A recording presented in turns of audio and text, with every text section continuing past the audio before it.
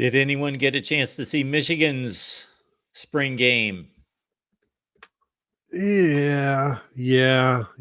Watched it mostly live on the Saturday, and then rewatched it again on YouTube a couple days ago because Rewatched it. Diligence. Wow. Got to do Michigan Monday, babe. Yep. That's kind of sick.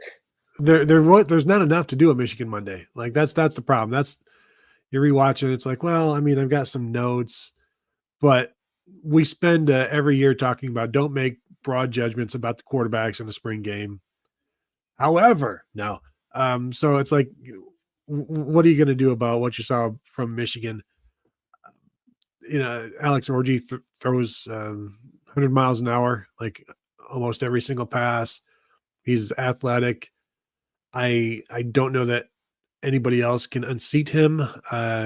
Jack Tuttle didn't go, but it feels like this is Alex Orji's team to me. And I saw somebody else say, we saw Alex Orji, we're not scared. The Alex Orji that Ohio State sees is going to be far different than the Alex Orji in April. That's going to be perhaps 11 starts under his belt by that time. So he's going to be a different player, but I don't know that anything you saw from the Michigan offense is overly concerning at this point.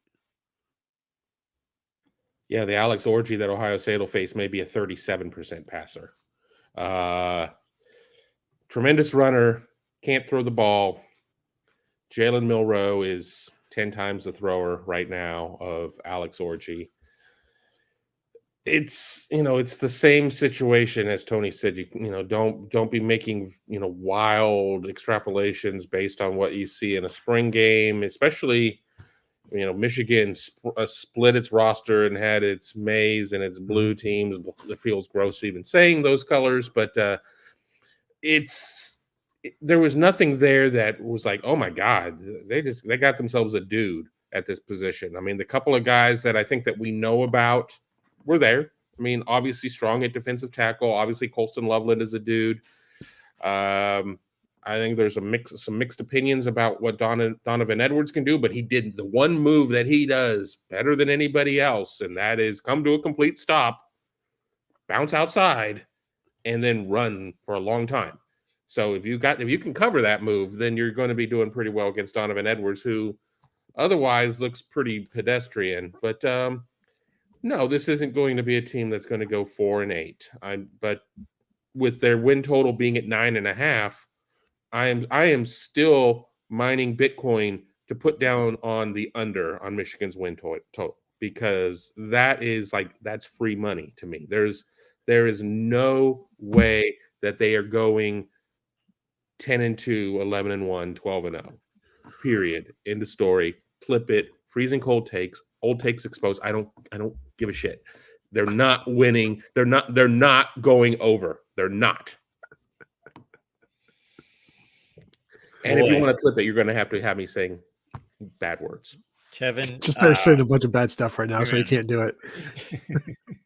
It's like when I get all these stock offers when I'm scrolling through my Facebook, all these stock groups, and we know the secret, ingredients, and we've got the formula, and you're going to make, 58% the next month and all that other business. But I'm, man, who has this? Who's telling the truth?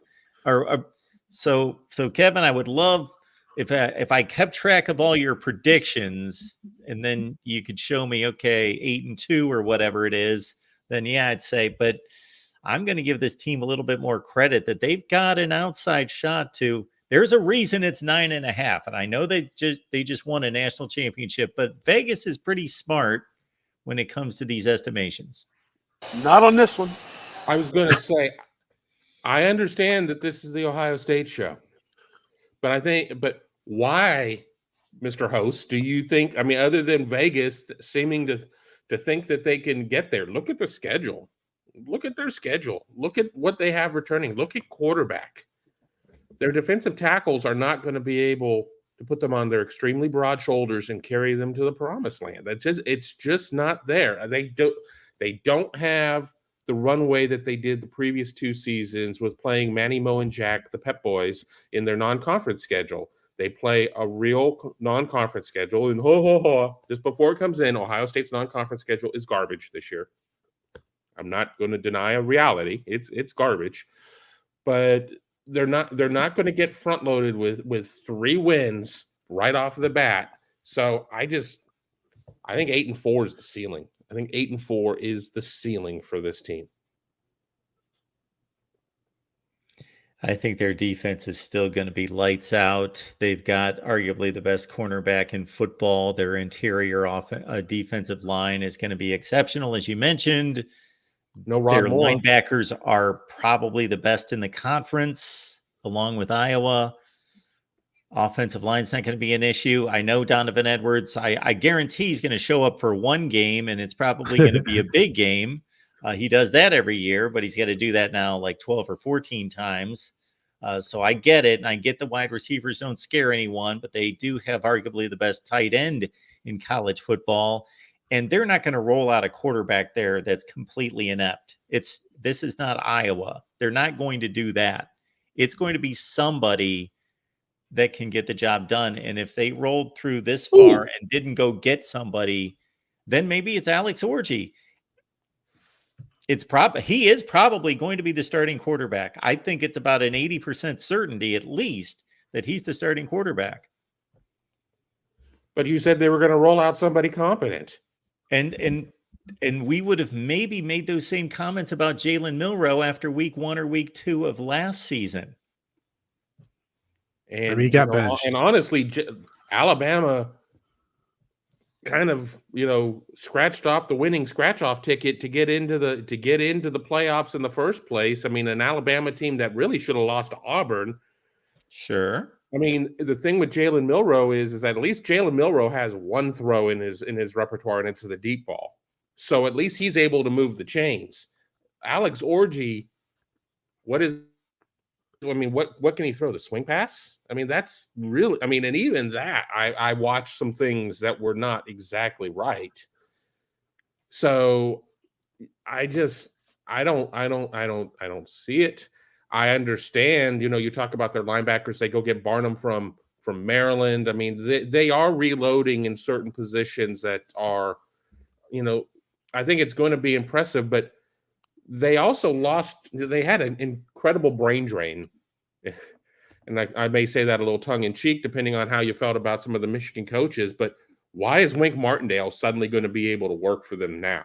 Wink Martindale, who's been fired from many of the finest jobs in America. Well, I would just say, Kevin, I am appalled. I am shocked. I could not disagree more about many things that you say. But with this thing, we just recorded a Buckeye Weekly that I'll drop later today. I suggested maybe Michigan go get Arch Manning, like do something to go get Arch Manning and bring him into the fold to help your quarterback situation. But looking at the thing about Michigan's schedule, it looks daunting and it's a tough schedule, but you get Texas at home, you get USC at home, you get Oregon at home. Like your biggest road game is going to be Ohio State, and you're probably going to be favored at every other road venue. So if you can steal one of those home games against Texas, and USC is not even a steal. Like if you can steal one of those games against Texas or Oregon, then I think you're talking, that 9-3 can become 10-2 pretty quickly, and 10-2 can get you into playoffs. I also don't know how good a quarterback you need to be able to finish top 2 in the Big Ten, as we've seen over the years. So I need to see a lot more from Alex Orji. He is not, I think he's thrown one pass in his college career. He's going to have to do more than that, clearly. But what happens if Michigan beats Texas in week 2? Like imagine the narrative at that point when everybody's going to be jumping on the Michigan bandwagon. Well, then they can claim the September Heisman once again, but I watched the Texas Fossier. And while Texas was not exactly flawless, nobody's going to be flawless in their spring game. I don't see it. I don't see it. I don't see them being able to put up enough offense. Blake Corum ain't walking through that door.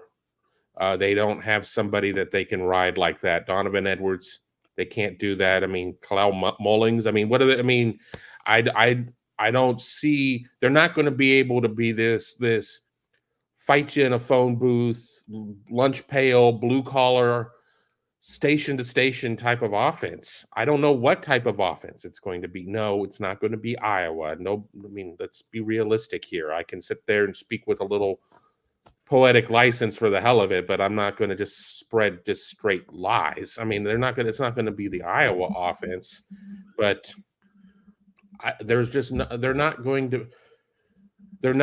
to be able to carry it through a full season. And to Tony's point about a lot of the big games being at Michigan Stadium, well, that's nice. You know where your locker room is. You know the one tunnel, the fight tunnel that you have to go down and fight your way out of it and everything else. But it's not like, I mean, it's not like Autzen. It's not like Happy Valley. It's not like some of the bigger, home field advantages out there. I mean, it's a giant hole in the ground. The sound just goes straight up and out. I mean, it's not overly loud compared to stadiums that are 25,000, 30,000 smaller in capacity that are built up more. But Kevin, the 105,000 people shaking those keys at the opponent, they're shaking their keys and they're creating a jangle sound. That is intimidation in its purest form. Those and pom-poms, but I know Michigan's not the only one to do pom-poms, and I've even seen them at Ohio State, and I cringe. No artificial noisemakers or things like that, please. I mean, this is college football, sir. We don't need that crap. Clinga. Yet with all that, no one has beaten them at home since 2019, right?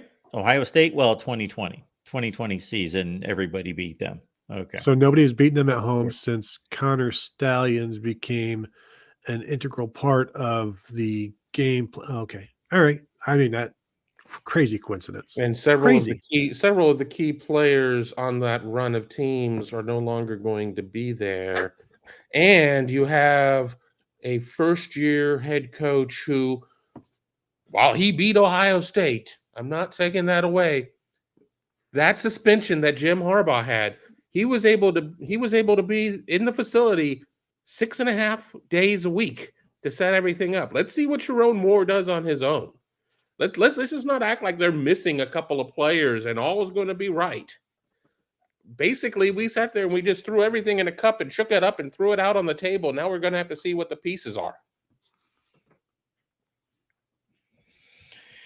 We will see it all play out, but I tend to group games together and say, okay, what are the odds that they win these games or those games? And like Tony, I'm looking at Texas, Oregon, and USC, and I think that they can navigate that at 2-1.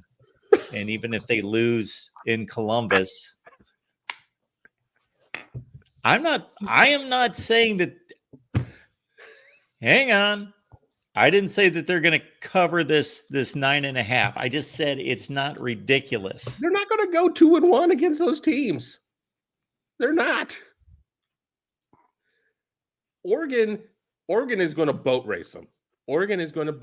I know Bo Nix is gone. They just turn around. They go pick up Dylan Gabriel. They go and pick up a couple more big receivers. It's just a reloaded type of system. So it's going to be a horrible matchup because Oregon is going to have an offense. For a former Pac-12 team, it has a defense. I don't know how well that's going to translate to the Big Ten. So I don't see that one happening. And honestly, I've seen enough out of Miller Moss to think that he's going to be able to navigate enough of that situation that they're going to be able to do it. I know Alex Grinch plus Lincoln Riley seems to be a much more strong combination than Lincoln Riley plus Alex Grinch. So this is something we talked about, and I'll ask all of you guys this. You mentioned breaking it down into segments. The first 6 games they play 6, and then they have a bye week. Fresno State, Texas, Arkansas State, USC, Minnesota, all at home. Then they're at Washington. What is the most likely record that they come out of there with? In your guys' opinion, between 5-1 and 4-2. 4-2 tops. I think Steve? they take Washington. They lose the other two. They lose to Texas. They lose to Oregon. Yeah, I Oregon's think, not part of that. Wait. We're talking No, about the it first was six. Texas. It was Texas, and SC. USC. Texas and SC. They lose both of those. Okay. yeah, I think 8-4 overall is probably the high watermark for them. Again, Kevin said it's more than just players on the field. It's, you know, nobody even knows anybody else's name. I mean, it's just been a complete, you know, mass exodus up there, players and coaches alike. I do like their defense, like everyone said, but you know, you've also got to be able to score points to win in these games, and you know, you're not going to hold, you know, all these teams to 15 points. So I don't know. It's gonna get ugly, I think. I hope you're right, Kevin. I sincerely hope you're right. And I'm not claiming anything right now. I'll make a prediction before the season. But if somebody had a gun to my head right this second and I had to nail their record, I'd say 9-3. That would be my record. 8-4 tops. Print it. I hope you're they right. don't have enough on offense. I don't know how they're going to be able to do that. I really do not look at a staff and there's no hand me down from the Baltimore Ravens running the defense. You got a washed up coach who's bounced around and been passed around like a bad penny in Wink Martindale. We can talk about line and everything else, but they don't have a quarterback.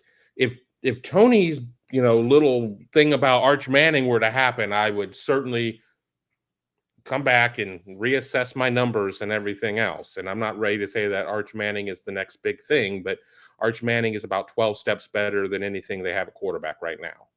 Well, let's see what Alex Orji could do against the Texas defense in the spring game first.